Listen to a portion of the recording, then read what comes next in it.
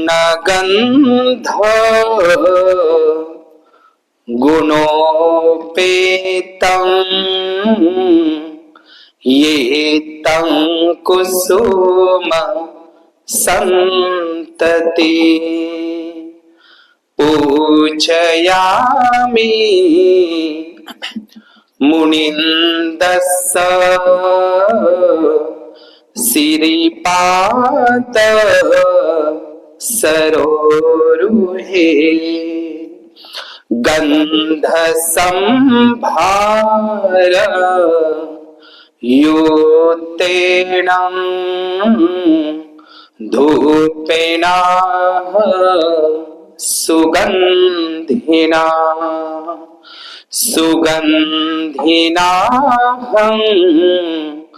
गंधेन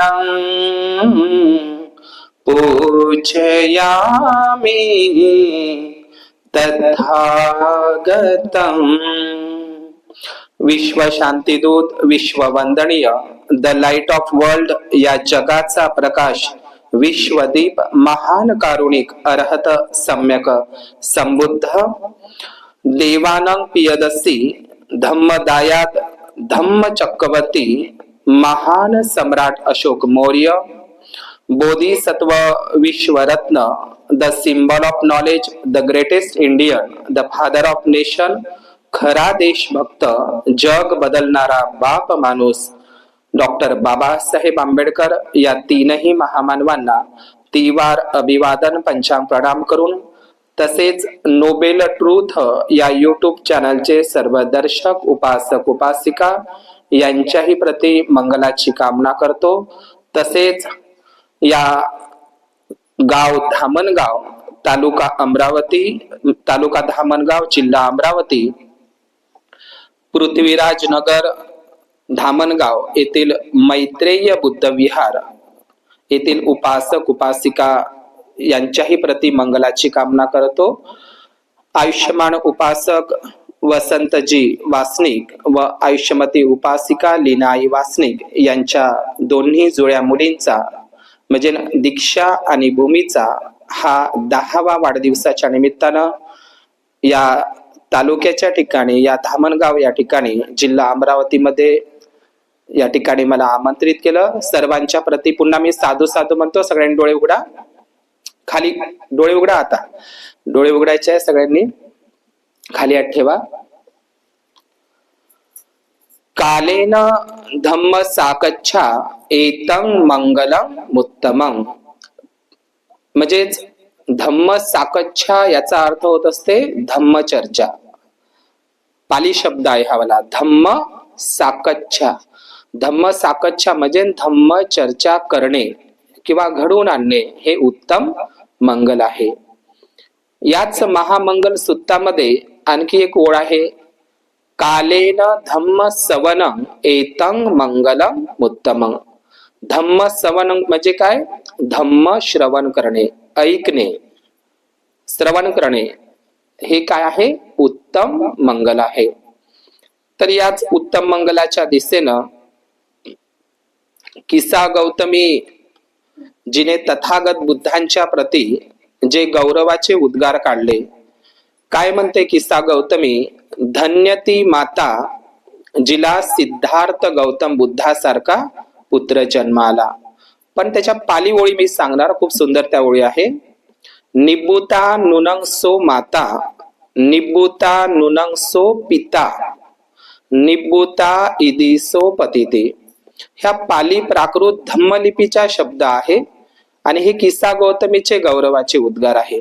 बघा ती काय म्हणत असते की धन्य ती माता जिला सिद्धार्थ गौतम बुद्धासारखा पुत्र जन्मास आला। कोणते शब्द आहे ते? धन्य ती माता जिला सिद्धार्थ गौतम बुद्धासारखा पुत्र जन्माला आला। आता ती माता कोण आहे हे सगळं तुम्हाला माहित आहे। कोण आहे माता? महामाया देवी, कोलीय वंशाची, ठीक ना। आणि धन्य ते पिता ज्यांना सिद्धार्थ गौतमासारखा राजरत्न, पुत्ररत्न जन्मास आला। आणि धन्य ती पत्नी जिला सिद्धार्थ गौतमासारखा पती मिळाला। तर हे वाक्य आहे किस्सा गौतमीचे. बोधिसत्व डॉक्टर बाबासाहेब आंबेडकर यांचा विश्व कल्याणकारी शेवटचा ग्रंथ बुद्धा अँड इज धम्मा. जाता जाता बाबासाहेब आपल्याला काय देऊन गेले? बुद्धा अँड इज धम्मा हा ग्रंथ देऊन गेले. त्या ग्रंथामध्ये सिद्धार्थ गौतमाचे बालपण या चॅप्टर मध्ये असा उल्लेख आहे की ज्याप्रमाणे उंबराच्या झाडाला क्वचितच कधी काळी व स्थळी, हा शब्द कसे आहेत, ज्याप्रमाणे उंबराच्या झाडाला फुलं येतात का? अरे उंबराच्या झाडाला फुलं येतात का? दिसत नाही ना. पण लिहून आहे ना बुद्धा अँड इज धम्मामध्ये. तुम्ही दरवर्षी वाचता किंवा नाही मला माहित नाही. तर असा उल्लेख आहे की ज्याप्रमाणे उंबराच्या झाडाला क्वचितच, हा शब्द कसे आहे ते, ज्याप्रमाणे उंबराच्या झाडाला क्वचितच कधी काळी व स्थळी जशी फुलं येतात, त्याचप्रमाणे क्वचितच कधी काळी व स्थळी बुद्ध जन्मास येतात, उत्पन्न होतात असे म्हटलं तरी चालेल. म्हणजे क्वचितच कधी काळी व स्थळी बुद्ध जन्मास येतात आणि त्या बुद्धाच्या धम्म श्रवणाचा तुम्ही लाभ करत नाही, आपलं कुशल संपादन करत नाही, तर कितीही दुर्दैवाची गोष्ट आहे, है की नाही? तर आपण धम्मामध्ये जे 10 संयोजन बंधनामधून मुक्त होऊन जे बुद्ध आणि धम्मामध्ये सुद्धा सांगितलेले आहे. तर आज मी दीक्षाभूमीच्या निमित्तानं काय सांगणार, तर एक संस्काराची म्हणून एक गोष्ट सांगणार आहोत. बुद्धाच्या काळामध्ये तुम्हाला माहित असेल महामाया नामकरणाच्या दिवशी सोडून गेली. कोणत्या दिवशी? नामकरणाच्या दिवशी. 7वा दिवस होता, त्या दिवशी नाव ठेवलं आणि संध्याकाळपर्यंत महामाया सोडून गेली. आता महामाया सोडून जात असताना तिनं जे आपलं बाळ आहे, आपलीच बहीण, आणि तेही राजा शुद्धोधनाची पत्नी, तुम्हाला लक्षात येत आहे ना, तिचं नाव काय होतं? महाप्रजापती गौतमी आणि महामाया देवी, ह्या दोघीही सख्या बहिणी राजा शुद्धोधनाच्या दोन्हीही बहिणी आहे. आणि महामाया देवी आपलं जे बाळ आहे, 7 दिवसाचं बाळ म्हणा, ते कुणाकडे सोपून देते? महाप्रजापती गौतमीकडं. आणि तिला बुद्ध आणि धम्मामध्ये असाही उल्लेख केलेला आहे का महाप्रजापती गौतमी त्याचा चांगल्या पद्धतीनं सांभाळ करणार नाही असं तिला अजिबात वाटत नाही. कारण तिला माहित असतं, ती म्हणतही असते, मला निश्चित खात्री आहे की मी या बाळाला सोडून जात असताना त्याची देखभाल करण्यासाठी तू माझ्यापेक्षाही त्याचं चांगलं संगोपन करशील, मला खात्री आहे म्हणते. कारण बहीण तर असतेच, पण महाप्रजापती गौतमी असतेही तशीच. आणि लक्षात घ्या तिची उदारता किती महत्वाची आहे महाप्रजापती गौतमीची. त्या नामकरणाच्या दिवशी संध्याकाळी सोडून जाते आणि मग महाप्रजापतीकडे ते बाळ सोपवण्यात येते. आणि काही दिवसानं लक्षात घ्या नंद नावाचा बाळ महाप्रजापती गौतमीला, लक्षात घ्या, आणि राजा शुद्धोधनाला जन्माला येतो. म्हणजे सावत्र मावशी म्हणू शकता तुम्ही किंवा सावत्र आई म्हणू शकता. कोणाची? सिद्धार्थ गौतमाची, बुद्धाची नाही, बुद्ध व्हायचेच आहे ते सध्याला. तर नंद नावाचं जे बाळ जन्माला येते, आता सिद्धार्थ गौतमाला दूध पाजायचं की नंद बाळाला दूध पाजायचं? आता हे बहिणीचं मूल काय आहे? मूल आहे, आणि हा नंद स्वतःच मूल आहे. तर राजा शुद्धोधन काय करते? सिद्धार्थ गौतमासाठी आणि त्या नंद बाळासाठी, या दोनही, समजलं, म्हणजे या दोघांसाठी कुठल्या तरी दाईची व्यवस्था करायला निघतात. त्यावेळी महाप्रजापती गौतमी राजा शुद्धोधनाला अडवते, अजिबात नाही म्हणते, माझ्या बहिणीची ही शेवटची निशाणी आहे आणि मीच त्याचा सांभाळ करणार, मीच त्याला रक्ताचं दूध करून पाजणार. अशी इतकी उदारता की सिद्धार्थ गौतमाला, त्या सुखीती सिद्धार्थ गौतमाला ती स्वतःच दूध पाजते. आणि जे स्वतःच बाळ आहे, जे तिच्या पोटी जन्माला आलं, नंद नावाचं बाळ, त्या नंद नावाच्या बाळाला एका दाईकडं संगोपनासाठी ठेवते. सांगा कोणतरी ठेवून का असं? स्वतःच्या बहिणीच्या मुलाला. बरं तुम्ही तरी तेव्हापासून एक म्हण या भारतामध्ये प्रसिद्ध झाली, माय मरो पण मावशी जगो. पण आता तुम्ही मावशी आहे का नाही तशा मला माहित नाही, पण ते महाप्रजापतीसाठीच आहे बरं, तुमच्यासाठी वगैरे नाही आहे. कोणासाठी योग्य आहे ते? कोणासाठी? तिला मावशी म्हणता येणार नाही, एवढी उदारता आहे तिच्यामध्ये, लक्षात घ्या. तर ती मन जरी तयार झाली असेल ठीक आहे, परंतु ती माता महाप्रजापती गौतमीला समर्पक वाटते, दुसऱ्या मावशाला वाटत नाही. तर मी ही कहाणी याच्यासाठी सांगतो की राजा शुद्धोधनाला आणि महाप्रजापती गौतमीला पुन्हा एक मुलगी जन्माला आली, तिचं नाव ठेवलं रूपनंदा. समजलं तुम्हाला? म्हणजे सिद्धार्थ गौतमाला नंतर ते बुद्ध बनल्याच्या नंतर बुद्धाला म्हणू शकता तुम्हाला समजण्यासाठी म्हणून. तर नंद, सिद्धार्थ गौतम आणि रूपनंदा नावाची एक बहीण, म्हणजे सिद्धार्थ गौतमाला एक बहीणही होती, राजा शुद्धोधन आणि महाप्रजापतीच्या पोटची. किती जण झाले ते आता? नंद, सिद्धार्थ गौतम आणि रूपनंदा. आता तिचं नाव रूपनंदा का ठेवलं? कारण ती रूपवान होती, म्हणून तिला रूपनंदा किंवा रूपानंदा असं ते नावाभिषेक प्राप्त झालेला आहे. कोणाला? त्या रूपनंदाला. आता मला सांगा, पुढे जाऊन 29व्या वर्षी आखाडी पौर्णिमेला सिद्धार्थ गौतम महाभिनिष्क्रमण करतो. समजलं? ते 4 दृश्य प्रावून नाही, अत्तदंड सुत्तामध्ये उदाहरण आहे. रोहिणी नदीच्या पाणी वाटपाच्या संघर्षावरून ते दिवसालाच, पण काही लोकांनी बदनामी केली, रातून पळाला. बरं, पळाला लिहिलं आहे, उद्धटपणे बुद्धाची बदनामी पुन्हाही चालूच आहे. ती कोणती? एक दिवस रथाच्या बाहेर निघाला, मला तेच कहाणी सांगत होती माझ्या आईला, पण मला असं होऊ शकत नाही. म्हणजे रथाच्या बाहेर निघाला, कधी निघत नव्हता, आणि त्याला ते मेलेला माणूस दिसला, कुष्ठरोगी दिसला, बिमार दिसला, कमर वाकलेला दिसला, आणि बस घरी आला, बस झोपू दे. बाकी किती शॉर्टकट आहे वाटते कहाणी. बस झोपू दिलं. राहुल सिद्धार्थ ते राजमालातून निघून गेले, कंटकाला घोडा जुताला लावला आणि आपला चुडीचूप निघून गेला. किती बेकार वाटते ही घटना. पण बाबासाहेबांनी याचं खंडन केलेलं आहे बुद्धॅडिस धम्मामध्ये, आहे का नाही? ते दिवसाला गेले, अनुमती घेऊन गेले. कोणाचे? यशोधरेचे. आई वडिलांच्या देखता त्यांनी भारद्वाजाच्या आश्रमामध्ये केस काढले. हे सगळं माहित आपल्याला, अनुमा नदीमध्ये वगैरे सगळे हे घटना आपण बुद्धॅडिस धम्मामध्ये वाचतो. बरोबर आहे का नाही? पण काही लोक अजूनही ती बदनामी करत आहे. बरं, असू द्या. पण नंतरच्या काळामध्ये फाल्गुन पौर्णिमेला, लक्षात घ्या, म्हणजे बुद्धाची ही जी बहीण आहे तिचं नाव काय आहे? रूपनंदा. ही रूपनंदा पुढे जाऊन राजा शुद्धोधनाची मुलगी, महाप्रजापतीची मुलगी. समजलं? तर ही रूपनंदा सुद्धा भिक्खुनी बनते. काय बनते? भिक्खुनी. फाल्गुन पौर्णिमेला एकुलता एक 7 वर्षाचा झालेला राहुल, कोणाचा मुलगा आहे तो? सिद्धार्थ गौतमाचा, यशोधरेचा. राहुल माता यशोधरा. तर ती राहुल 7 वर्षाचा असताना ते भिक्खू बनते. परंतु लक्षात घ्या, राजा शुद्धोधनाचं कुटुंब, रूपनंदा नावाची बहीण, राजा शुद्धोधनाची ती मुलगी, सिद्धार्थ गौतमाची बहीण, नंद नावाचा बाळ आणि सिद्धार्थ गौतम, तिघही काय बनले?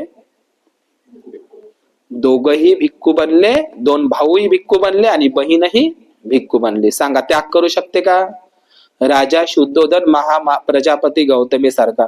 मुलगी, एकुलते एक मुलगी आणि 2ही मुलं, भिक्खू संघाला चिवरच घेतलं ना त्यांनी. बरं, ही तर घटना नंतर झाली, परंतु त्यांना एक नातू होता. समजलं? आजा, म्हणजे मुलावर जितकं प्रेम राहते ना आजाचं, तितकंच नातवंडावरही राहते. हा सिद्धार्थ गौतम, राजकुमार सिद्धार्थ गौतम वयाच्या 29व्या वर्षी घर सोडलं. बरं, कायच्यासाठी सोडलं? आता लोक आपल्या समाजातले घर सोडते का नाही? तुमच्या गेले असं ना, धामणगावचे लोक गेले असं ना सोडून. पण जगाच्या कल्याणासाठी घरदार सोडणारा फक्त बुद्ध आणि बोधिसत्व बाबासाहेबच होता, आहे का नाही?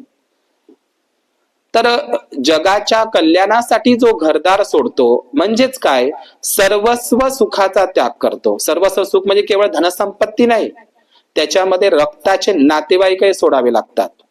सुंदर यशोधरेसारखी पत्नी, राहुल बाळ, 7 वर्षाचा म्हणजे नवजात बाळ, तो कोण सोडून जाते सांगा बरं?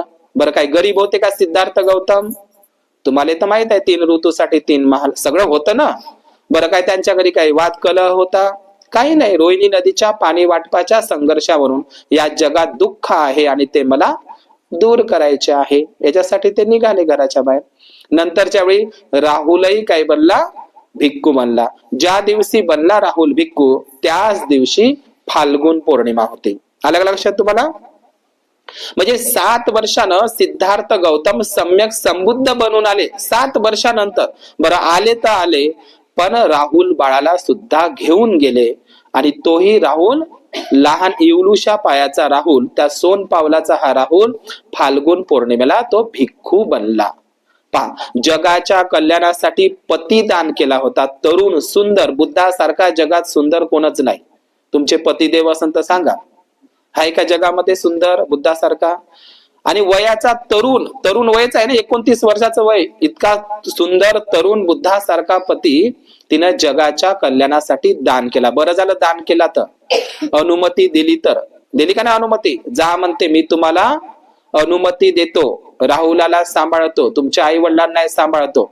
राहुल जर दूध पेता नसता तर मलाही तुमच्या सोबत येणं आवडलं असतं. आहे का नाही अशी गोष्ट बुद्धानिस धम्मामध्ये? येणं आवडलं असतं. तर तुम्ही करता का तुमचा पतिदान? उलिसा विहारात जरी गेला ग्रंथामध्ये, तिकडे थोडासा वेळ जरी झाला तरी कशा करता तुम्ही? जर सिद्धार्थ गौतमाला दान केलं नसतं यशोधरेनं तर जगाला बुद्ध दिसला असता का? अनुमतीच दिली नसती तर पहा म्हणलं असतं त्या राहुल बाळाला वगैरे, तुमचे आई वडील मी काही पाहत नाही बाबा, ते तुम्ही चालले तिकडून, हे आता आता जन्माला आलं राहुल बाळ, मी काही ते पाहत नाही. मग जगाला बुद्ध दिसला असता का? मग आपला तरुण पतीही तिनं जगाच्या कल्याणासाठी दान केला. बरं, केला तर केला पती, पण 7 वर्षाचं बाळ कोण दान करतं जगामध्ये? हाय का कोणतरी दान करणार? हाय दान करणार? आणि तुम्हाला उत्कृष्ट भंतेजी पाहिजे, भंतेजी चांगले भेटत नाही, मग भंतेजी काय झाडाला लागते का? मग 7 वर्षामध्ये मुलं दान करावे लागतात. ते थायलंडचे उपासक उपासिका करतात, श्रीलंकेचे करतात, ब्रह्मदेशचे करतात, जपानचे करतात. तुम्ही करता का तुम्ही मुलदान? एकाही बाईची इच्छा होणार नाही की भंतेजी माझं जे पहिलं बाळ आहे ना, मुलगा असो का मुलगी असो, एक तिले भिक्खू बनवण्यासाठीच दान करतो. आज थायलंडमध्ये लाखोच्या संख्येनं, श्रीलंकेमध्ये लाखोच्या संख्येनं भिक्खू आहेत. आहे ना भिक्खू? हो, भारतीय भिक्खूपेक्षा ते चांगले आहे, मान्य करतो मी. पण ते 7 वर्षापासून त्यांना दान करतात. पण ही परंपरा कुठली आहे? इथलीच आहे. इथली परंपरा त्या लोकांनी टिकून ठेवली, पण आपल्या लोकांनी मात्र ती नष्ट केली. मग तुम्हाला भंतेची भेटन का?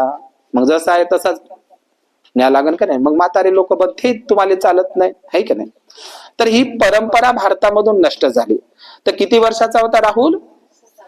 7 वर्षाचा. मी दीक्षाभूमीचा हाय म्हणून मी ती स्टोरी सांगत आहो, समजलं? किती वर्षाचं वय होतं? तुम्ही डोळ्यासमोर राहुलाचा चेहरा ना, 7 वर्षाचं बाळ. आणि माहित आहे का, राहुलाची प्रवज्जा त्याच्याच राजमहालामध्ये झाली.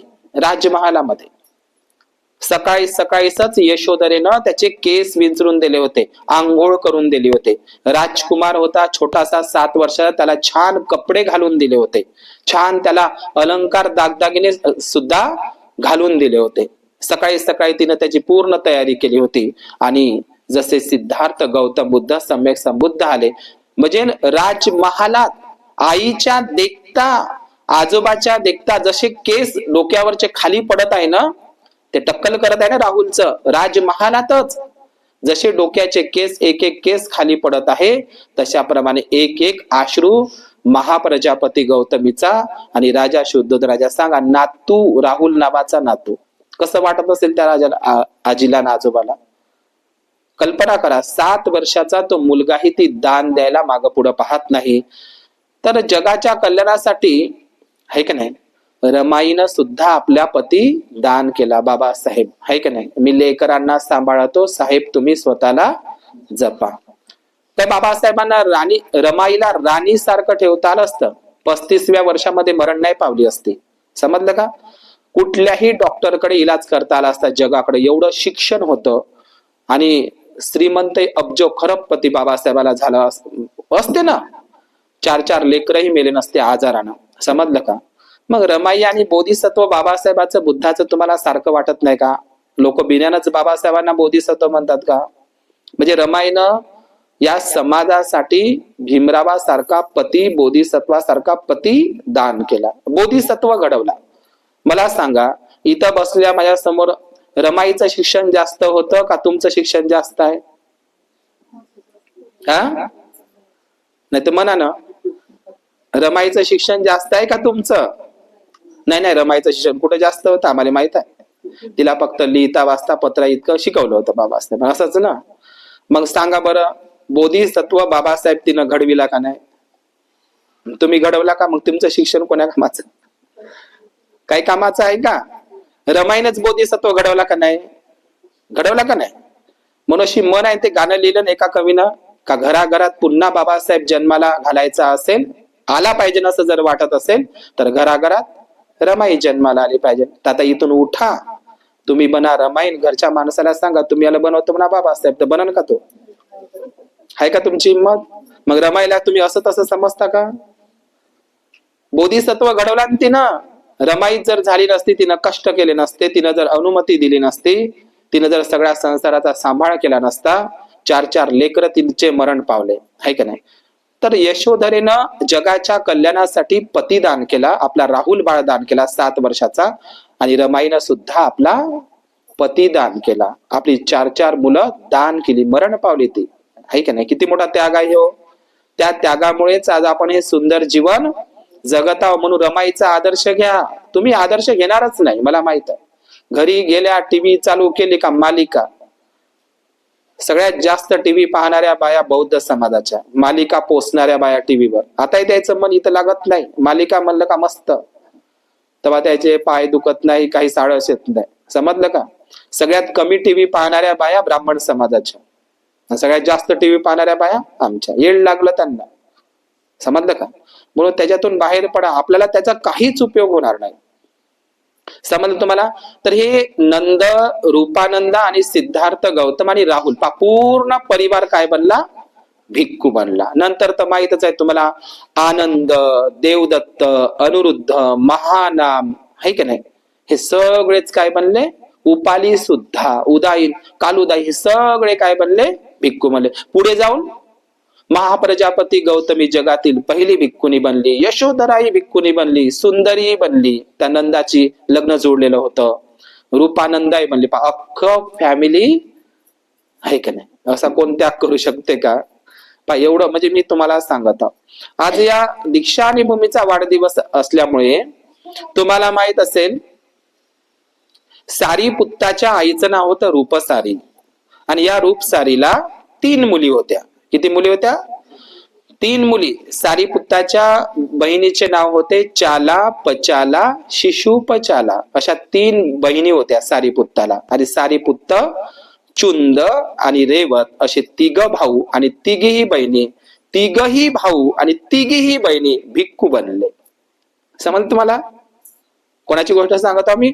भगवान बुद्धांच्या 80 अग्रश्रावकामधला फर्स्ट अग्रश्रावक, संघ सेनापती, धम्म सेनापती सारीपुत्त. समजलं? 3ही बहिणी आणि 3ही भाऊ काय बनले? 6 जण भिक्खू बनले. इतकंच नाही, सारीपुत्त इथपर्यंतच थांबलं नाही, त्यांनी त्याच्या मामाला सुद्धा धम्माकडे वळवलं. मामाने सुद्धा भिक्खू जीवन ग्रहण केलं. कोणाची गोष्ट सांगतो आम्ही तुम्हाला? मी विशाखाची कहाणी सांगतो तुम्हाला, सिरिमाची थांबतो आजच्या प्रसंगी. दुसरी गोष्ट, तुम्ही सुदत्त अनाथ पिंडक नाव ऐकलं असेल. भगवान बुद्धांची महाउपासिका एकच झाली बुद्धाच्या वेळी, आता आहे का नाही मला माहित नाही. आणि भगवान बुद्धाचा महाउपासक एकच झाला बुद्धाच्या वेळी. त्याचं नाव सांगता येईल का तुम्हाला? भगवान बुद्धांची महाउपासिका कोण बरं? मी नेहमी सांगत असतो, विशाखा, मिगार माता विशाखा. आणि महाउपासक सुदत्त अनाथ पिंडक. तर या सुदत्त अनाथ पिंडकाला एकूण 3 मुली होत्या. किती? 3 मुली आणि 1 मुलगा होता महाकाल. काय नाव होतं त्याचं? महाकाल नावाचा मुलगा. आणि 3ही मुली, 3ही मुलीला लहानपणापासून बुद्ध धम्माचे संस्कार दिले. कोण? सुदत्त अनाथ पिंडकानं. आणि त्या तीनही मुली धम्म संस्कार दिल्याच्या नंतर त्या तीनही मुलीचं लगीन झालं, पण त्यांचे संसार सुखाचे झाले. मग सुदत्त अनाथ पिंडकानं काय केलं, आपला एकुलता एक जो मुलगा होता महाकाल नावाचा किंवा काल नावाचा, यालाही भिक्खू जीवनासाठी पाचारण केलं. आता हा महाकाल श्रावस्तीला भगवान बुद्धांचे सर्वात जास्त वर्षावास कुठे झाले?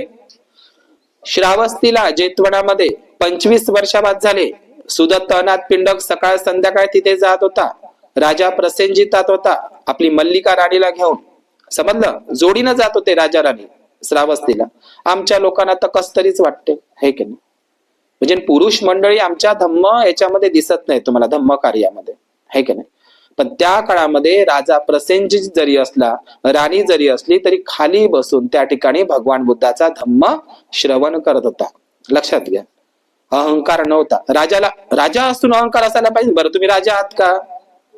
धम्मामध्ये आपल्याला लीनता असली पाहिजे. भगवान बुद्धाची तुम्ही एक मुद्रा ऐकली असेल, अशी हात जोडलेली आहे ना, अशी हात जोडलेली. मी लहानपणी म्हणून हे हात काऊन जोडला म्हणून भगवान बुद्धांना, हे कोणा देवाला हात जोडवता का? मजी जमत. पण नंतर मला माहित झालं की ती भगवान बुद्धांची अंजली मुद्रा आहे. कोणती मुद्रा? अंजली मुद्रा. अंजली मुद्रा म्हणजे हे विनम्रतेचं प्रतीक आहे.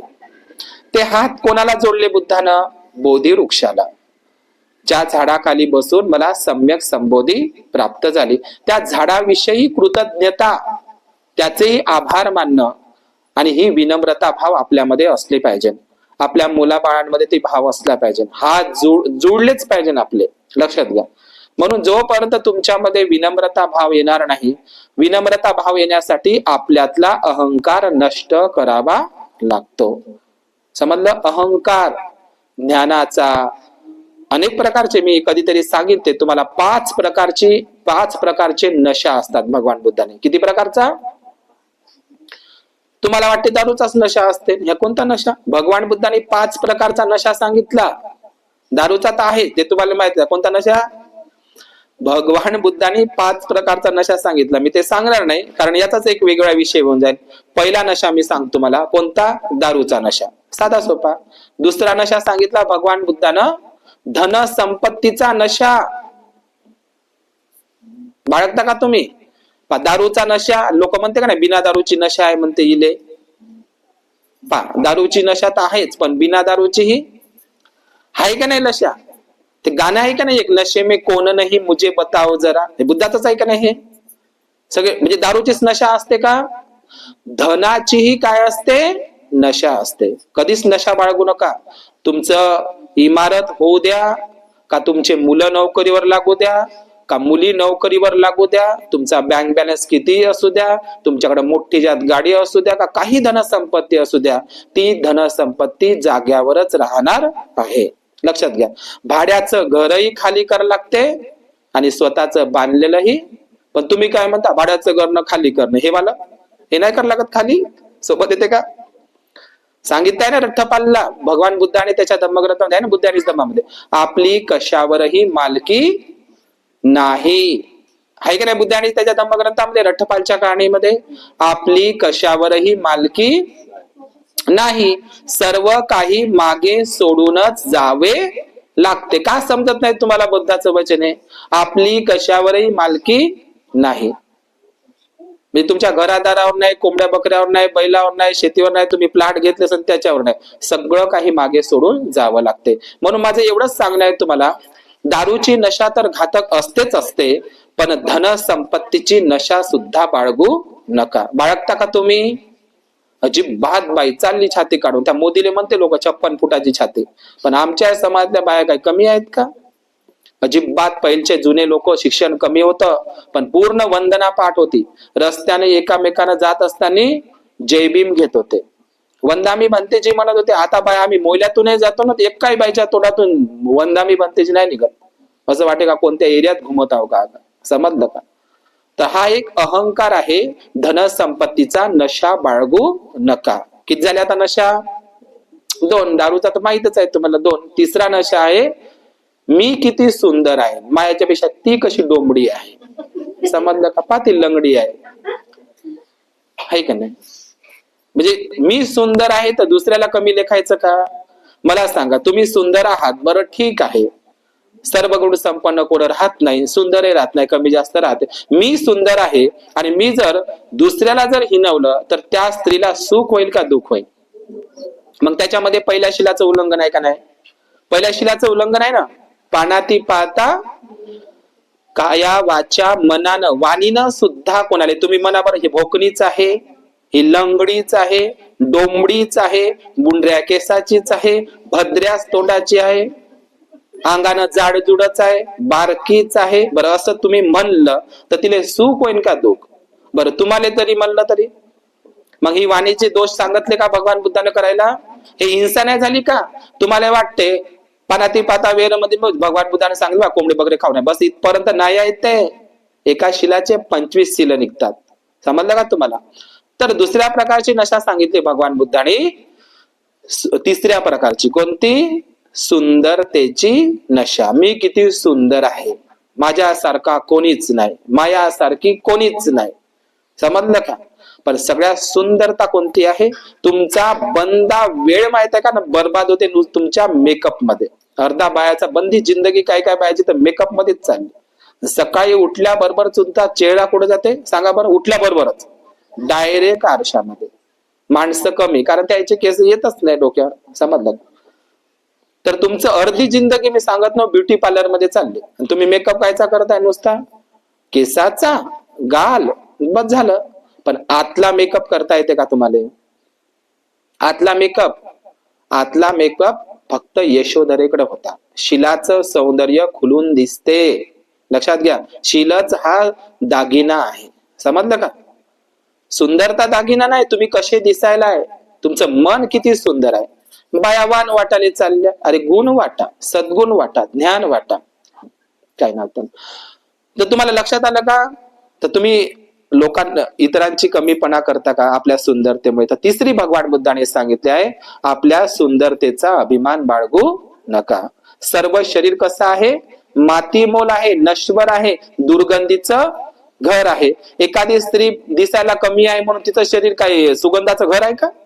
म्हणजे दिसायला सुंदर आहे तिचं शरीर सुगंधाचं घर आहे का? आणि एखादी स्त्री कुरूप आहे तर मग ती काय दुर्गंध आहे का? सगळ्याचं शरीर कसं आहे? 9 द्वाराचं दुर्गंधीनं भरलेलं घर आहे, लक्षात घ्या. अनित्य आहे, सडणार आहे, कुजणार आहे, रोगाशोकाचं घर आहे आपलं शरीर. म्हणून तिसरी नशा कोणती?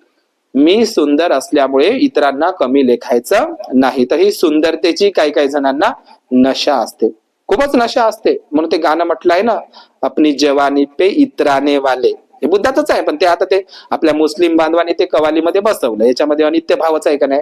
अपनी जवानी पे इतराने वाले एक दिन तो पछताएगा, आहे ना? चढता सूरज आहे का ना, असं आहे ना, आहे बुद्धाचं हे. ते चोरलं त्यानं कवालीमध्ये, हे बुद्धाचं आहे अनित्यता भाव. त्यानं बुद्धाचं जे जे चांगलं होतं ते घेतलं त्यानं, कोणी गाण्यात टाकलं, कोणी काय टाकलं, टाकू द्या, आहे का नाही? पण बुद्धाचं होय म्हणून ते सांगायला त्यांना कमीपणा वाटतं. हे बुद्धाचं विभाग घेतलं बा म्हणून आम्ही इकडून तिकडून. तर किती झाले? 3. आणि चौथा नशा आहे ज्ञानाचा. मायासारखं कोणालाच वंदना म्हणता येत नाही, मायासारखं कोणालाच येत नाही, मायासारखं ज्ञान कोणालाच नाही, माया एवढ्या डिग्र्या कोणालाच नाही. तर ज्ञानाचाही नशा बाळगू नका. किती झाले आता? सगळ्यांना सारखं ज्ञान नाही राहू शकत, आलं का लक्षात तुम्हाला? तर ज्ञानाचाही, आपल्या डिग्र्याचा, जॉबचाही. मी अशी तशी खातो का, मी अशी तशी बसतो का, तिनं मला बसही नाही म्हणलं ना, खुर्ची दिली नाही, असं तसंच दिलं खाले, हा तर नशाच बाई हो, आहे का नाही? कारण तिला माहित नाही का मी तर 4 व्हीलर ना आली, कशी घरी राहतो, तिला माहित नाही का मी श्रीमंत आहोत, चांगल्या घरची आहोत, मला तिने सोयच केली नाही बरोबर. माझ्याकडे एवढ्या डिग्र्या आहे, मी काय कमी शिकतो का? कमी शिकलेली आहो का? 3 त्यांना तर ह्या काय आहे सांगा बरं, आहे का नाही? तर ज्ञानाचा नशा आहे का नाही हो? तिला काय येतो, त्याला काय येतो, तिला काय समजतो, त्याला काय हे सांगा. तर याच्यामुळे विहारात कलह आहे का नाही? तर मग तेवाली काय म्हणते, तुलेच लय येते तर मग जा तूच विहारात, मी काही येत नाही, असंच आहे का ना सगळं सत्याना, आहे का नाही? म्हणजे सगळ्यांना कमी जास्त. तर हा ज्ञानाचाही नशा बाळगू नका. आणि शेवटचा सांगतो मी तुम्हाला, मी कहाणी वेगळी सांगतो सिनेमाची आणि या ठिकाणी थांबतो. आणि 5वा आहे बलाचा नशा. बल म्हणजे मायासारखी ताकदवान कोणच नाही. काही काही बाया तर आपल्या पोराले गुंडेच बनवते मोहल्यामध्ये. मी पाहिले बाबा असे आई वडील आहे, गुंडे बनलाच पाहिजे. एक बाई तर म्हणे मा पोराले बंदेच मोहल्यातले लोक भेटते म्हणे, पा अभिमानानं. आता सांगाले कोणता पाहिजे तिनं अभिमान, माझे पोरं 4 नोकरीवर लागले बा, चांगले शिकले आहे बा, असं सांगायला चांगलं वाटते माणसाले. हो बा ठीक आहे नोकरीला, पण माझे 4ही पोराले म्हणे सगळ्या मोहल्यातला लोक भेटते म्हणे, बंदा मोहला भेटते म्हणे, अजिबात डोळा वर्त करून पाहत नाही. पा अभिमानानं सांगू राहिले ते, मावल्या पोराले बंदा मोहला भेटते म्हणा. मग भेटते तर मग करतं काय, समजलं का? तर असे काही काही आई वडील गुंडे बनवते पोराले. तर बनवायला पाहिजे का? हाय ना असे लोक? तुम्हाला खोटं वाटते का? आहे, माझा अनुभव आहे अनुभव. आणि दुसरी गोष्ट माहित आहे का, तिचं काय एकच आहे बारक बारक, मायवाले 2-2 आहेत, पाहून घेते त्याले, समजलं का? तर काही काही आई वडिलांना आपल्या मुलांचा खूप अभिमान आहे. तिचं पोरग का एका झपाडीत तर पडते खाली, है ना? अशा पद्धतीचे आहे का नाही काही काही आई वडील दुसऱ्याच्या कमजोर कुटुंबावर जोर काढतात, पैशाच्या जोरावर म्हणा किंवा ताकदीच्या जोरावर म्हणा. लक्षात घ्या, तसं करू नका. कुणाच्या कुटुंबावर तिले पाहून घेतो ते काय, आम्ही तर बंदा मोहल्याला पुरून उरतो, पूर्ण आमचा अस्कारा चालला पाहिजे या मोहल्यामध्ये. तुम्हाला हुकुमशाह बनायला सांगितलं का बुद्धानं? बनायला सांगितलं का? कुठंच हुकुमशाह बनायचं नाही. बुद्धाची लोकशाही घरातही असली पाहिजे, समजलं का? नाहीतर माणूस म्हणून मी म्हणीन तसंच, आणि बाई म्हणून नाही तसं. बुद्धाची लोकशाही प्रत्येक ठिकाणी असली पाहिजे, घरातही असली पाहिजे, बुद्ध विहारातही असलीच पाहिजे लोकशाही, हुकुमशाही नाही. मी म्हणन तसं नाही, घरातही लोकशाही असली पाहिजे, बुद्ध विहारातही लोकशाही असली पाहिजे, देशात तर असलीच पाहिजे, है का नाही? तुम्ही मोदीला शिव्या घालता, है का नाही? पण आपणही आपल्यामध्ये हुकुमशाह जन्माला घालू नये. आपली बुद्धाची नीती आणि ही लोकशाही प्रत्येक ठिकाणी आपल्या व्यावहारिक जगण्यामध्येही असली पाहिजे. आलं का लक्षात तुम्हाला? तर ह्या 5 प्रकारच्या नशा आहे, समजलं? या 5ही प्रकारच्या नशेपासून मुक्त झालं पाहिजे, भगवान बुद्धाने सांगितलेलं आहे. तर मी कहाणी सांगतो ती सिरिमाची, या ठिकाणी थांबतो. मी सिरिमा सांगतो आणि थांबतो. तर तुम्हाला मी याच्या आधी सांगितलं आहे की भगवान बुद्धांची महाउपासिका कोण होती? विशाखा. विशाखा 7 वर्षाचं वय किती महत्वाचं असते. तुम्ही पाहिलं असेल, कोलीय वंशाची सुप्रवासा, बुद्धाच्याच काळातली कोलीय वंशाची सुप्रवासा देवी, तिचा मुलगा शिवली नावाचा भिक्खू किती वर्षात बनला भिक्खू? 7 वर्षामध्ये. बुद्धाच्याच काळामध्ये सुप्रिय आणि सोपाक नावाचा मुलगा किती वर्षात बनले? 7. बुद्धाच्याच काळातला दब्बमल्ल पुत्त नावाचा एक आणखी मुलगा वयाच्या 7व्या वर्षामध्ये भिक्खू बनला.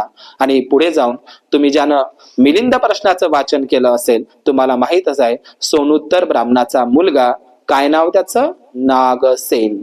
किती वर्षात भिक्खू बनला? 7 वर्षामध्ये. किती वर्षात? 7 वर्षामध्ये. आणि तुमच्या घरात 7 वर्षाचे लेकरं राहते, तर साधं त्याला बुद्धाचं पूर्ण वंदना सोडा, साधं तुम्ही त्याला वंदन कसं करायचं भंतेजीला आणि बुद्धाला. 7 वर्षामध्ये तुमच्या बाळाला, इथं बसलेले आई वडील सगळ्यांना सांगत आहोत, तुम्ही 7 वर्षाच्या आपल्या बाळाला साध पंचशील, पूर्ण वंदना तर मी म्हणतही नाही तुम्हाला, साधं पंचशील सुद्धा तुम्ही तुमच्या मुलाला शिकवत नाही, तर काय आपण भारत बौद्धमय करू शकतो बाबासाहेबांच्या स्वप्नातला? त्याची सुरुवात कुठून करावं लागल? स्वतःच्या लेकरापासून. बुद्धानं केली, सम्राट अशोकानं केली. सम्राट अशोकाचा मुलगा महामहेंद्र राहुल राजा झाला असता, राजा नंद राजा झाला असता कपिल वस्तूचा, पण राजा न बनवता शुद्धोधनानं दान केले. आणि सम्राट अशोक तर माहितच आहे, मुलगाच दान नाही केला. महामहेंद्र तर पूर्ण जम्बूद्वीप भारताचा राजा बनला असता. राहुल तर फक्त कपिल वस्तूचाच ना, पण सम्राट अशोकाचा महामहेंद्र मुलगा अख्ख्या जम्बूद्वीपाचा राजा. कोणा वडिलांना आवडत नाही? कोण्या वडिलांना आवडत नाही? केवळ मुलालाच दान करून थांबले नाही महान अशोक, तर आपल्या मुलीलाही दान केलं, जावयालाही दान केलं, अग्निब्रह्माला. दुसरी मुलगी चारुवतीलाही दान केलं. हा आदर्श घ्या तुम्ही.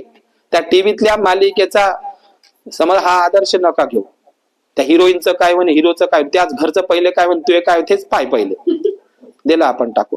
तर सगळ्यात आदर्श बहीण भाऊ जर कोणते असतील, सगळ्यात आदर्श बहीण भाऊ या जगातले कोणते असतील, तर ते महामहेंद्र आणि संघमित्रा. त्याच्यासारखे अजूनही झाले नाही. दोघच बहीण भाऊ श्रीलंकेला गेले आणि पूर्ण श्रीलंका देश बुद्धिस्ट बनवला, आणि आजही आहे. एवढी दोघा बहिणा भावामध्ये ताकद नाही. आजचे कोणते ते भाऊ?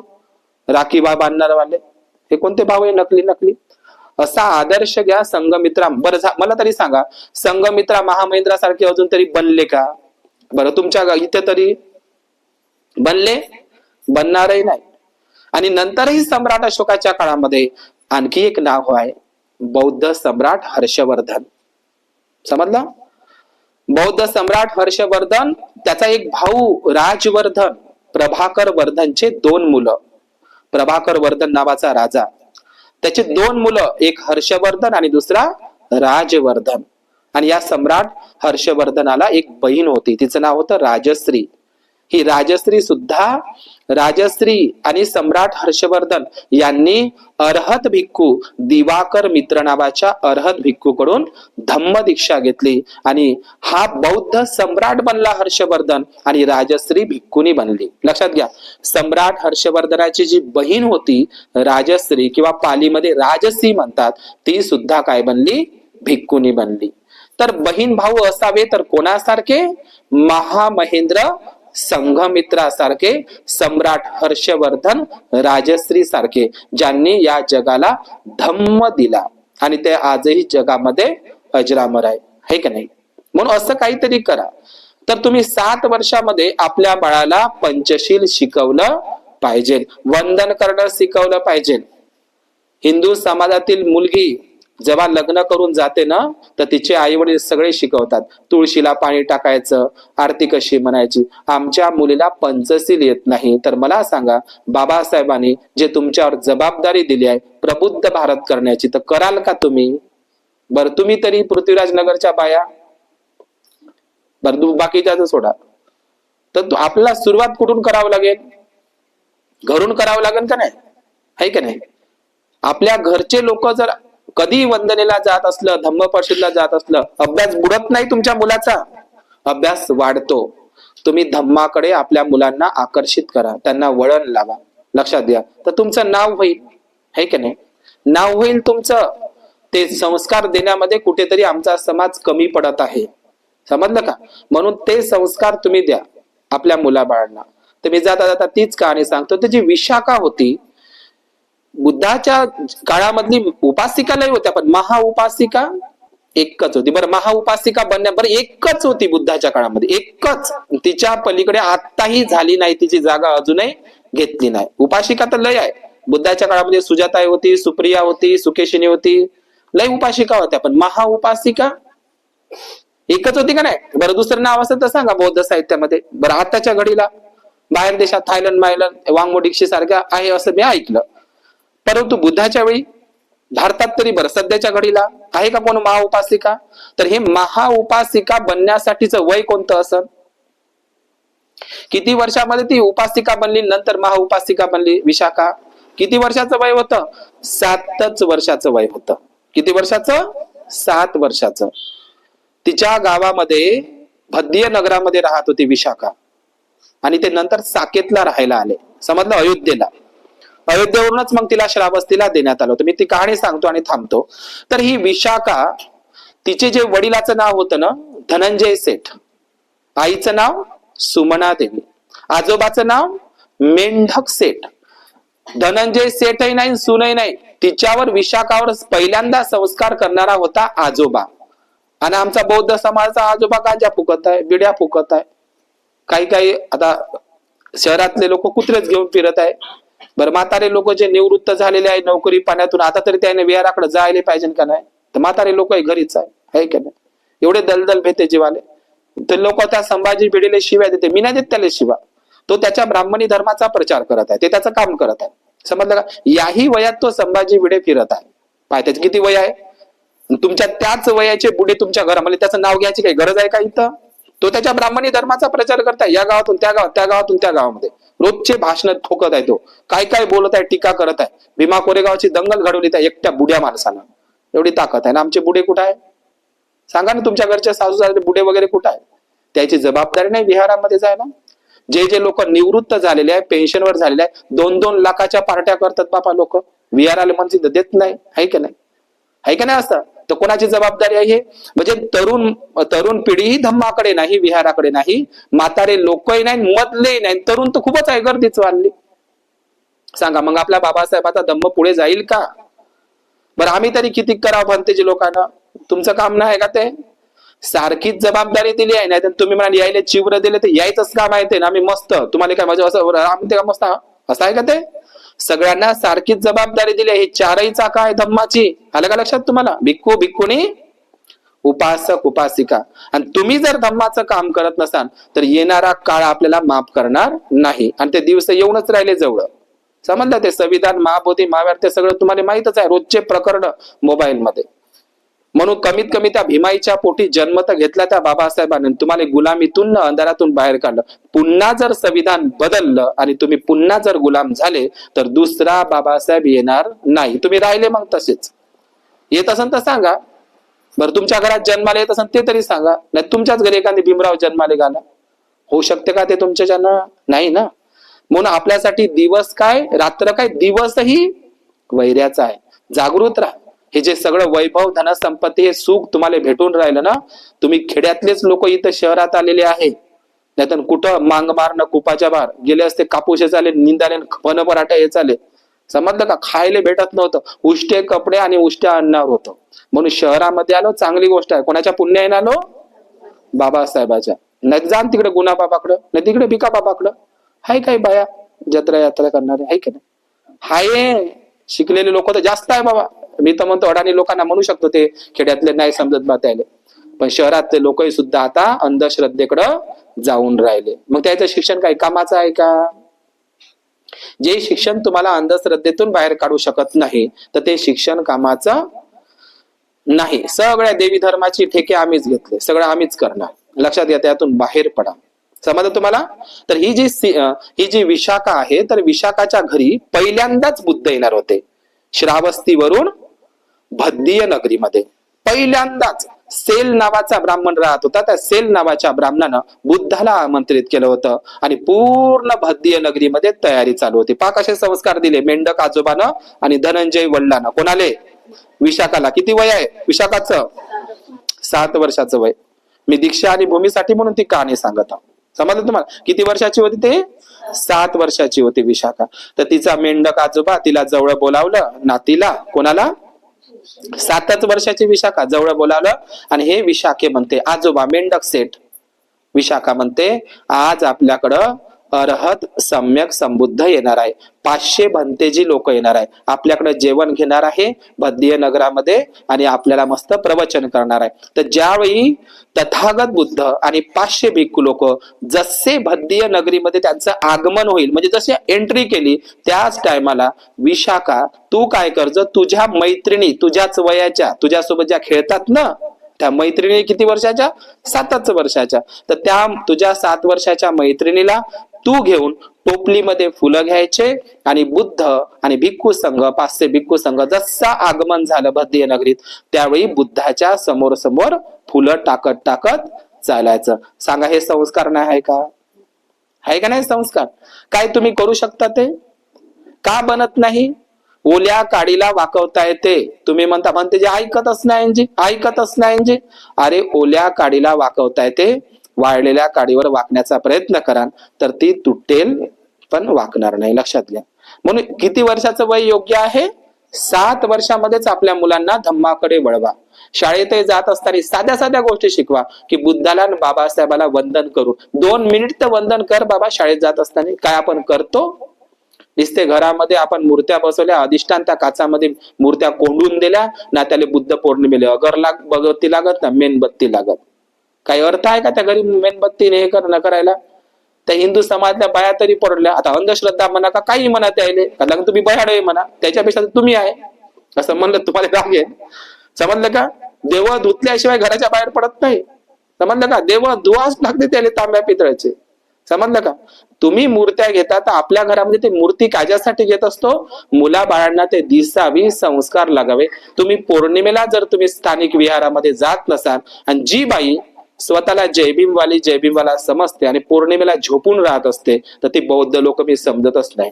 म्हणजे तुमच्या गावामध्ये पौर्णिमा आहे, पूर्ण वस्ती 9 वाजेपर्यंत झोपून आहे, तर आपण बौद्ध लोक झालो का? मुसलमान लोक करतात का तसे? हे छोटे छोटे संस्कार आपण कुठेतरी विसरत चाललेलो आहोत, म्हणून आपल्या मुलं हट्टी बनत आहे ना, आपल्या मुलावर तेच संस्कार पडत आहे. आई बाबा झोपून राहते, मुलंही झोपून राहतात. लक्षात घ्या, ज्या घरची लोक सकाळी उठत नाही ते घर कधीही पुढे जात नाही. आलं का लक्षात तुम्हाला? तर विशाखाचे ते संस्कार एवढे महान झाले, मी ती कहाणी सांगतो थांबतो. विशाखा लहानाची मोठी झाली. किती वर्षाची? 7 वर्षाची. संस्कार भेटले आणि विशाखा लहानाची मोठी झाली. ती वाढली बुद्ध परिवारामध्ये, पण तिला दिलं श्रावस्तीला जैन परिवारामध्ये. कोण्या परिवारामध्ये? जैन परिवारामध्ये. तिचा सासरा मिगार पुण्यवर्धन, तिचा नवरा, पूर्ण जैन फॅमिली होती. आणि विशाखा तिथं सूनबाई गेल्याच्या नंतर पूर्ण जैन फॅमिलीला तिनं काय बनवलं? बुद्धिस्ट फॅमिली बनवलं. आजही आमच्या समाजातले लोक आंतरजातीय विवाह करतात. आमच्या इकडे आहे एक माणूस, नाव नाही घेत, तो विहारामध्ये इतका हे सांगते, पण स्वतःच्या बायकोला, आता केली तर केला आंतरजातीय विवाह करा, पण स्वतःच्या पत्नीलाही धम्मामध्ये तो प्रतिष्ठित करू शकला नाही. उलट बाई म्हणून ते तसंच करते, आहे का नाही? तर बाबासाहेबांचा आदर्श घ्या. सविताताईंना त्यांनी कसं ते शारदा कबीरला, आहे का नाही?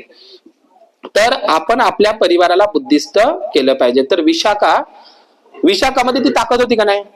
विशाखामध्ये ताकद होती. काश जर तिला बुद्ध परिवारामध्ये संस्कारामध्ये वाढली नसती तर ते जैन कुटुंबाला बौद्ध बनवलं नसतं. आणि तिच्या सासऱ्यानं तिला तर हात जोडले.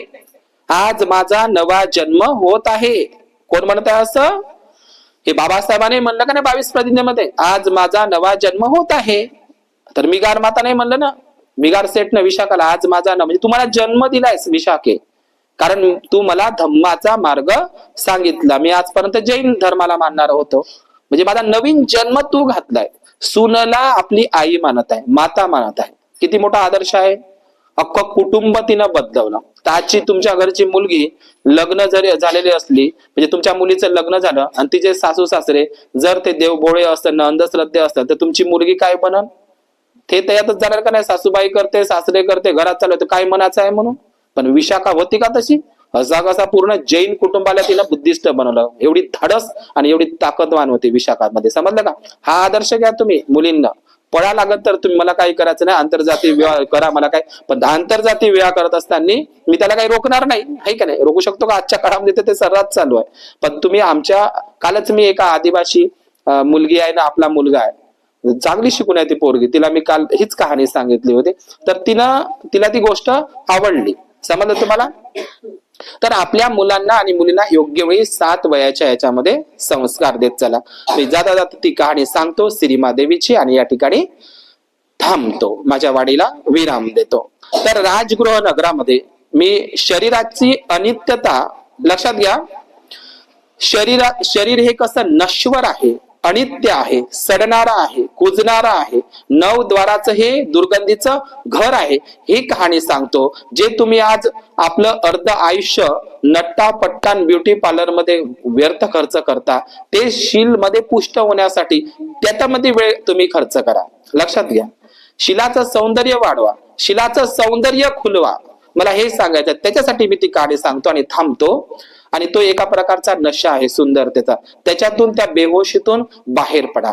तर बुद्धाच्या काळामध्ये मगध जनपदाची राजधानी होती राजगृह. कोणती? राजगृह. आणि बुद्धाच्या काळामध्ये आम्रपालीचं आणि शाल्वतीचं तुम्ही नाव ऐकलं असेल. त्या गणिका होत्या. गणिका म्हणजे वेश्या स्त्रिया होत्या. देह व्यापाराला भगवान बुद्धांनी मनाई केलेली आहे.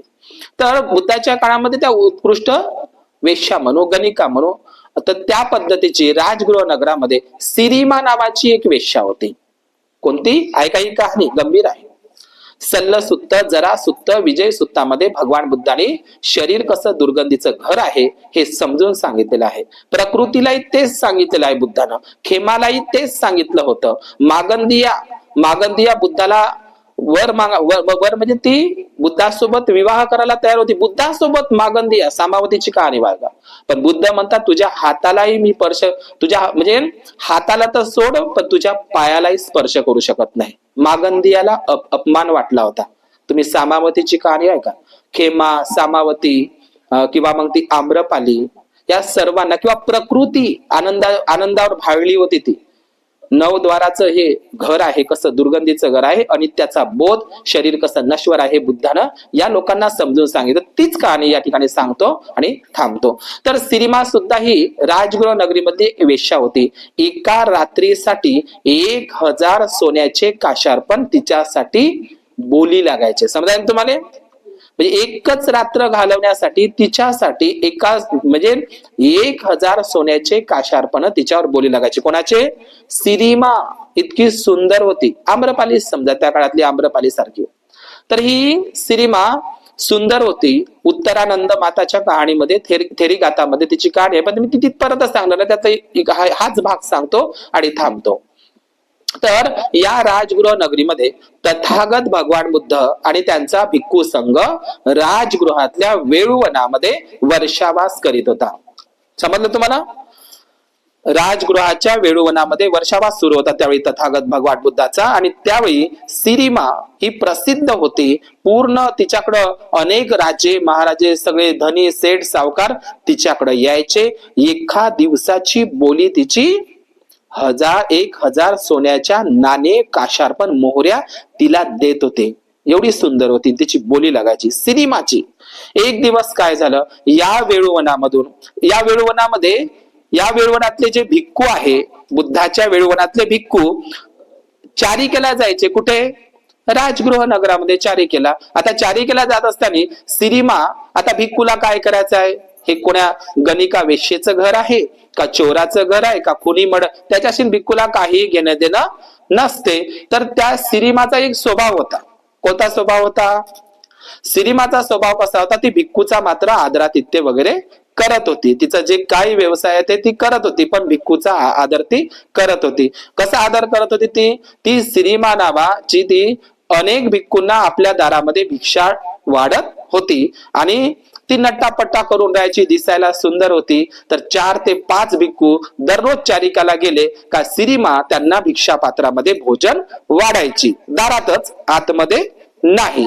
आता ते भिक्षू काय करायचे, वेळुवनामध्ये यायचे. तेवढ्यातच काय झालं, ऐका ही कहाणी.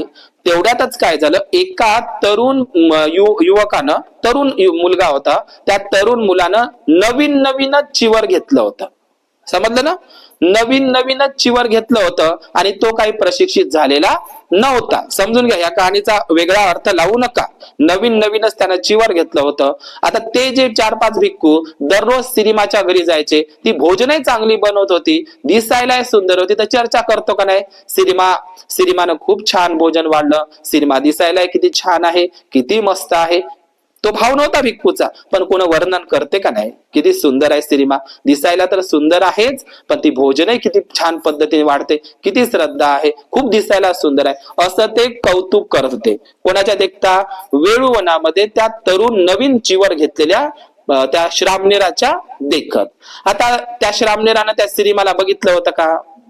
पण त्यानं आपल्या डोळ्यामध्ये मनामध्ये तिची प्रतिमा तयार केली. प्रतिमा हे इतकं सांगत आहे, इतकी सुंदर आहे, तर खरोखरच सुंदर असन, आता मी तिला बघतो. पहा, तरुण भिक्खू त्यावेळीचा. आणि मग काय झालं, त्यानं प्रतिमा आपल्या मनामध्ये तयार केली, मूर्ती तयार केली. हाय ना अशी काही लोक, आहे की नाही? आता तरुण युवा पिढीमध्ये तर आहेच ना ती गोष्ट, आहे की नाही? तर हे दररोज भिक्खू यायचे. आणि एकदा काय झालं, यानंही असं ठरवलं, पण एकटा गेला हा. ते कसे जायचे? 4-5 वगैरे असे जायचे. आता हा एकटा गेला, त्याचं जे वर्णन केलं होतं, ती दिसायला सुंदर आहे, भोजन वाढते, जाणून बुजून हा नवीन प्रवचित झालेला श्रामणेर तिच्या दारामध्ये गेला. ज्या दिवशी हा तिच्या दारामध्ये गेला, कोण? हा नवीन श्रामणेर गेल्याच्या नंतर तिला त्याच्या घरी, त्याच्या म्हणजे तिच्या घरी, सिरिमाच्या घरी त्याला, त्या नवीन भिक्खू श्रामणेराला एक नवीनच चित्र दिसलं. कोणतं? सिरिमाच्या घरी ज्या दिवशी तो चारिकेला गेला, त्या दिवशीला मात्र सिरिमा अंथरुणावर पडलेली होती. पडलेली म्हणजे बिमार होती. समजलं? तिने आता चारिकाही वाढली नाही, काहीच नाही, आता ते बिमार आहे. परंतु ते दाशीच्या माध्यमातून तिने मात्र चारिका त्या नवागंतुक श्रामणेराला दिली. दाशीच्या माध्यमातून दररोज ती स्वतःच्या हाताने करून द्यायची. समजलं? आता तिनं अंथरूण पकडलं होतं आणि ती काय होती, ज्या दिवशी ज्या दिवशी हा गेला त्या दिवशी ती सिरीमा आजारी पडलेली होती. आता आजारी बाई अंथरुणावर पडलेली आहे, तर त्याच्यामुळे तिनं आपल्या अंगावरचे सगळे दागदागिने सोन्याचे काढून ठेवलेले होते आणि जे भारी भारी कपडे होते, मेकअपही नव्हता, तिचे केस विंचरून नव्हते. आता तापाची बाई ते काही नाही करत, बिमार असलेली, समजलं का? तिच्या अंगावर आता बिमारीमुळे सगळे काढून ठेवले तिनं, समजलं? जे डॉक्टर तुम्ही हॉस्पिटलमध्ये टाकले तुम्हाला काढायला लावते का नाही सगळे? फार तुमचे कपडे देते झबला घालून, तो बनतेजीले देते, बनतेजीले देते घालून, ते देतात का नाही? ते त्याचे कपडे इलाज करासाठी. तर हिनं तिच्या ते बिमार असल्यामुळे, बरोबर आहे का नाही गोष्ट? तर ती बिमार असल्यामुळे तिचा काही मेकअप त्या दिवशी नव्हता, तिच्या अंगावरचे दागदागिने काढलेले होते, केस विस्कटलेले होते, तिची काही तयारी नव्हती कारण ती बिमार असल्यामुळे. तरी पण मात्र ती दिसायला सुंदरच होती. बिना मेकअप न अलंकाराने दागदागिन्याने ती काय दिसत होती? सुंदर दिसत. मी तुम्हाला 3 मिनिटांमध्ये कहाणी संपवून थांबवतो. ते तरी इतकी सुंदर दिसत होती. कोण? सिरीमा. बरं, आता सुंदर का दिसत होती? कारण त्यानं आपल्या मनामध्ये तिचं चित्रच बसवलं होतं. ते कारण त्या भिक्खूनी वर्णन केलं होतं ना, आहे का नाही? काय काय आहे का नाही तरुण मुलं, आई बाप म्हणतात सुंदर नाही, ते नाही म्हणते सुंदरच दिसते, आहे का नाही? काय काय लोक आले म्हणतात ना, लोक ते मन आहे ना, हे सुंदर कोई नहीं होता, ये आंखें जिने पसंद कर ले वही सुंदर लगने लगता है. कोणाला काय कोणही सुंदर वाटते, ती मनाची प्रतिमा आहे ना. पण त्यानं ती प्रतिमा तयार करून ठेवली होती ना, ती सुंदरच आहे. आणि कोण सांगत होतं हे? ते भिक्खू सांगत होते. ती सुंदर राव का नाही राव, ते दागदागिने राव का राव, पण त्याला आणि ती खरोखर सुंदरही होती ही सिरीमा. आणि लक्षात घ्या, त्या दासीनं भोजन वाढलं सिरीमाच्या आणि हा घरी आला. भिक्षा पात्रामध्ये भोजन घेऊन झाडाखाली किंवा आपल्या कुटीमध्ये खायचं असते ते. आलं का लक्षात तुम्हाला? यानं काय केलं, पण समजून नका ना, बंदेज बनती तशी आहे म्हणून बुद्धाच्याच काळातले, पण नवागंतुक श्रामणेर होऊ शकते, समजलं ना? अशी एकच घटना, 1-2 घटना राहू शकते. उदाईंचं प्रकरण आहे. तर मग हा आला, यानं काय केलं, ह्या श्रामणेरानं, नवीन श्रामणेरानं वेळवणामध्ये आला, कुटीत गेला, त्यानं भिक्षा पात्रामध्ये जे भोजन होतं ते झाकूनच ठेवलं, खाल्लंच नाही. समजलं तुम्हाला? ना भूक लगे ना प्यास लगे. कारण कोणाचं ते लागलं, आसक्तीत पडला होता. कोणाच्या? सिरीमाच्या आसक्ती. बस तिचं चित्र डोळ्यासमोर तो ठेवत होता आणि तिच्याच नजरेमध्ये आहे ना. असे तुमचे तरुण पोरं पोरी वगैरे आई बाप मध्ये, काय झालं रे तुले, काय झालं तुले, असे आहे ना, लक्ष ठेवत राहा. तर यानं काय केलं, भिक्षा पात्रामध्ये अन्न झाकून ठेवलं. कोण? नवीन श्रामणेरानं प्रवचित झालेला होता आणि उपसंपदा व्हायचीच आहे, पण श्रामणेरच आहे, तो तरुण आहे बिचारा, नवीन आहे. तर यानं भिक्षा पात्रामध्ये झाकून ठेवलं. असं करता करता यानं 3 दिवस जेवण खाल्लं नाही. नवीन श्रामणेर खाल्लंच नाही, 3 दिवस भोजन ग्रहण केलं नाही. आता भोजन ग्रहण न केल्यामुळे हा वाला का नाही एकटाच राहत होता. आता तुमचे पोरं आहे ना, एकटेच राहते, एकटेच फोन करते, आहे का नाही? समजून जायचं, आहे का नाही? वरत जाऊन तुमची मुलगी राव का मुलगा राव, आपल्या मुलाबाळाकडे लक्ष ठेवलं पाहिजे, मोबाईल तपासले पाहिजे त्याचे, तुम्ही तुमची जबाबदारी आहे. समजलं का नाही? तर रातूनच खबर येते, समजलं का? या गल्लीत असं असं. तर तो एकटाच राहत होता झुरल्यासारखा, समजलं का? तुमचेही राहत असं, लक्ष ठेवा, आहे का नाही? आहे का नाही? असती सध्याची बरी त्याच काळातली घटना आहे का हे? हा एकटाच राहत होता. अरे हा तर नेहमी आपल्या सोबत राहायचा, हसून बोलून राहायचा, आणि यानं अन्न पाणी सोडलं. 3 दिवस झाले ते जेवलाच नव्हता हा, आणि असा झाला. आता तुमचे पोरं मोबाईल पाहू आणि सगळं ते फोन करू असे झाले बंदेचे. खाली चांगल्या घरचे असो, जे पोरं खेड्यापाड्या, आम्ही खेड्यामध्ये जातो कधी खेड्यातले पोरं तरी दिवसभर काम करतायचं, शरीर तरी चांगलं दिसते. पण ह्या बाईचं महालमाडीवालीचं पोरग एवढं श्रीमंत असून एवढा मोठा पगार आहे त्याच्या मायले बापाले, ते खाले प्याले चांगले तुपाचे डबे असून तरी त्याचं पाकच आहे, पुलिसा मास्क नाही त्याच्या अंगावर, आहे का नाही? असे पोरं सगळे मोबाईल पापाव भंगास होऊन गेले आणि ते नाही अंगाला लागत नाही, हेच माहिती. तर हाही नवीन श्रामणेर असा दुर्बल आणि कमजोर झाला, अशक्त झाला, कमजोर झाला, दुर्बल झाला, असा झाला, आणि सगळे आणि एकटाच राहत होता. आणि तिचं असं बस, तेच समजलं ना तुम्हाला? येईल लागलं त्याला आसक्ती, तिच्या सौंदर्याच्या आसक्तीत पडला, कामासक्त झाला असे म्हटलं तरी चालेल. तिचंच रूप गुणाचं वर्णन करता आणि भंती संग तो बोलतही नव्हता ना, ते भूक न गेल ते तशासारखंच झालं, शरीर दुर्बल झालं, कमजोर झालं. आणि दुसऱ्या भिक्कून भगवान बुद्धाकडे त्याची कंप्लेंट केली, कारण चांगलं नाही बा, जीवन वाया जाईल. नवीन पोरगायची वर घेतलं श्रामणे राहतं. आणि भगवान बुद्धानं, लक्षात घ्या, भगवान बुद्ध हे करुणावान असतात, है ना. तो आसक्तीत पडला होता नवीन श्रामणे. आणि मग तेवढ्यात काय झालं, खबर आली राजगृह नगरामधून का सिरीमा खूप दिवसापासून आजारी होती, आता ती मरण पावली आहे. समजलं, खबर आली. आणि बुद्धासाठी ती संधी योग्य होती. बुद्धानं काय सांगितलं, राजा बिंबिसाराकडे एका भिक्खूला पाठवलं. कोण?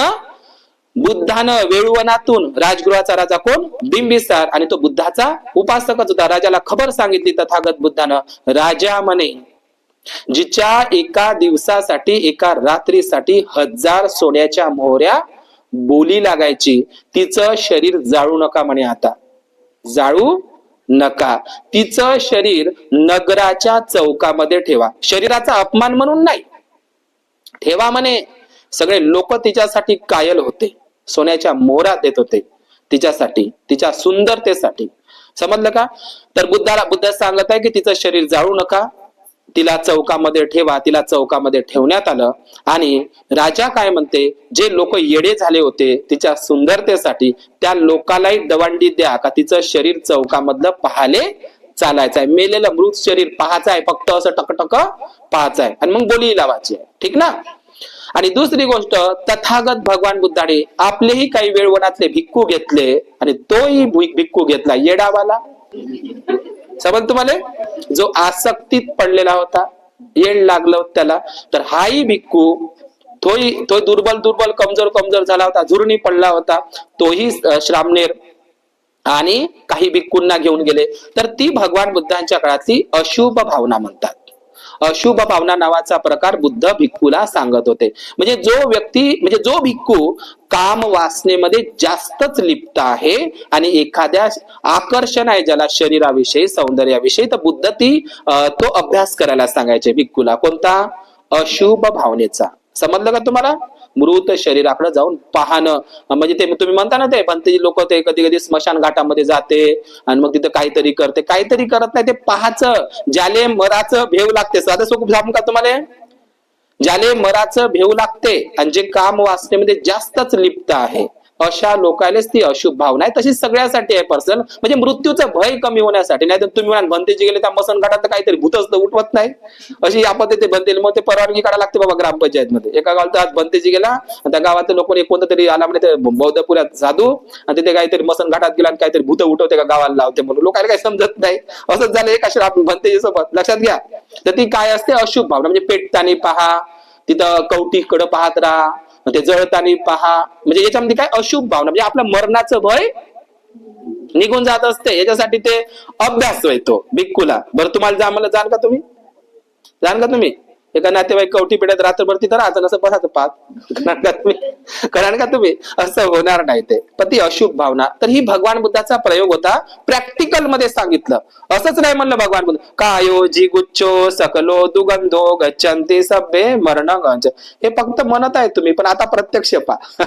हे तुम्ही म्हणता का नाही, दुर्गंधीचं घर आहे शरीर 9 द्वाराचं, पण आता भगवान बुद्धांनी प्रॅक्टिस करायला सांगितली. तिचं शरीर चौकात ठेवायला सांगितलं, आणि जे लोक तिच्या सौंदर्याची बोली लावायला लागत होते, लक्षात घ्या. आणि ह्याही भंतेजीला तो घेऊन, भिक्खूला, श्रामणेर म्हणून, मी त्याला भिक्खू नाही म्हणत, श्रामणेराला घेऊन गेला बुद्ध. आणि काही भिक्खू नाही गेले, आणि त्या भिक्खूला काय म्हणते, तुम्ही पाहत राहा, सिरीमाचं शरीर पाहत राहा. आणि गावातल्या लोकांना म्हणते, राजाला सांगते आता बुद्ध, बिंबिसार राजा, या सिरीमाच्या शरीरा सौंदर्याची, तिच्या एका याची ते बोली लागत होती ना, आता बोली लावायला लावा, या शरीराला लावा. मग तो मंत्री, बिंबिसार राजाचा मंत्री लागला, चला 1000 सोन्याचे काशारपणा. किती? 1000 सोन्याच्या मोहरा. कोण? ते सिरीमाचं शरीर घरी घेऊन जाणार, चौकातलं ते मृत शरीर कोण घरी घेऊन जाणार? 1000.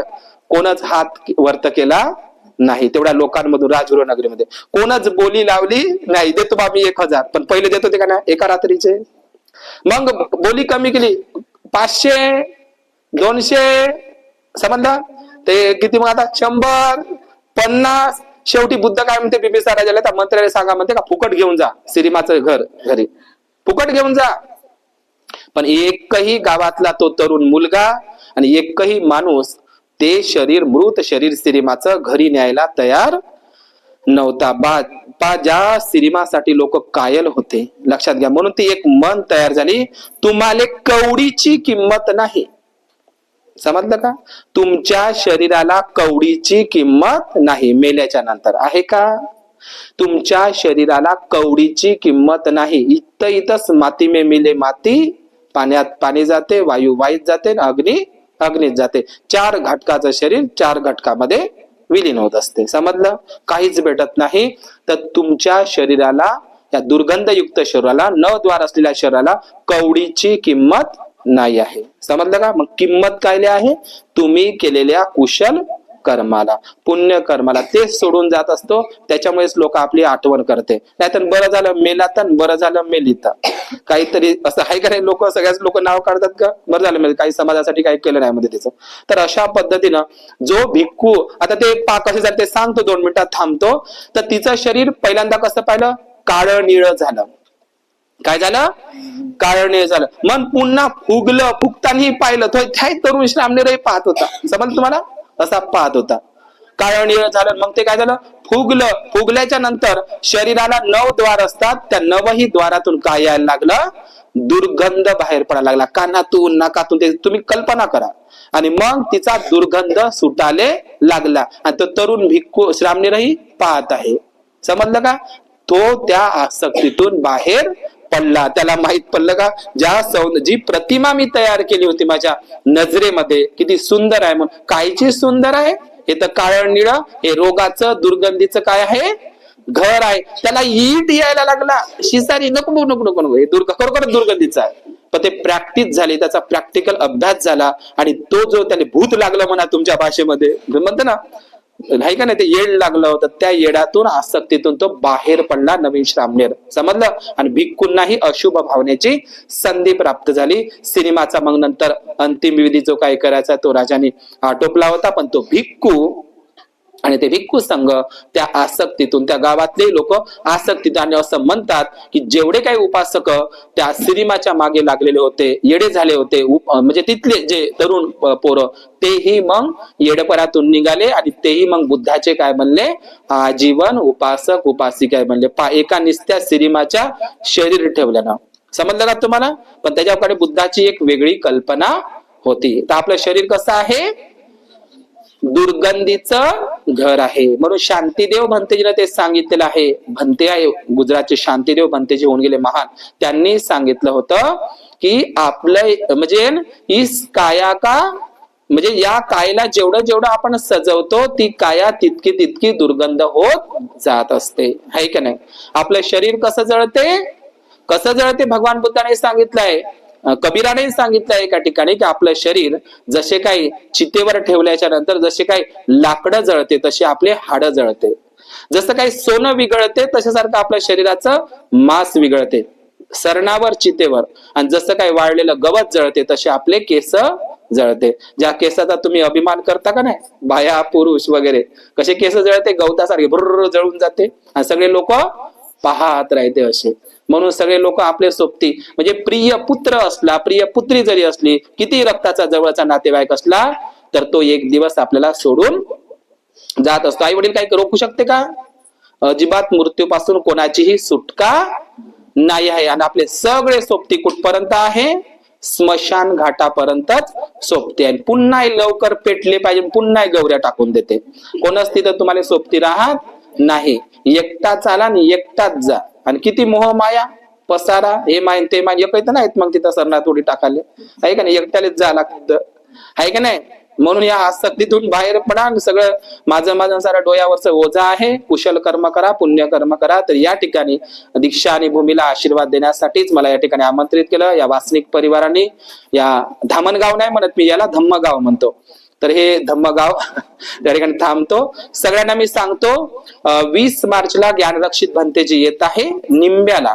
1 दिवसीय धम्म परिषद आहे, खूप मोठी धम्म परिषद आहे, 1 दिवसाची. 20 मार्चला तुम्ही सगळ्यांनी निंब्याला यायचं. कुठे आहे? हे इथे बाजूला 1 दिवसाची धम्म परिषद आहे. तिथे माझी धम्मदेसना असणार आहे आणि ज्ञानरक्षित भंतेजी येणार आहे औरंगाबादचे. सगळ्यांना तुम्हाला मी आतापासून सांगतो, 20 तारीख लक्षात ठेवायची. सगळ्या बाया याचं तिकडे पांढऱ्या साड्या घालून. ठीक आहे, थांबतो. भवतु सब मंगल, भवतु सब मंगल.